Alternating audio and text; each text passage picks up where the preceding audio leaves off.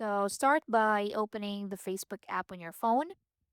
Make sure you're logged into your account. Once you're on the home screen, look at the bottom right corner of your iPhone or top right corner if you're on Android.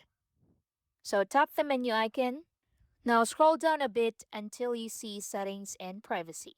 Tap on that. Now look for the dark mode option and tap on it. This is where you can control how Facebook looks on your screen. You'll see three options: on, off, and system. To enable light mode, simply tap off.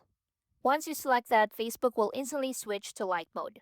If your Facebook keeps switching between dark and light mode automatically, it might be following your phone's system theme. In that case, you can either change your phone's display settings or select off manually to keep it in light mode. And that's it. That's how you can turn on light mode on Facebook. So quick and easy. If you found this video helpful, please like and subscribe. I'll see you in the next one.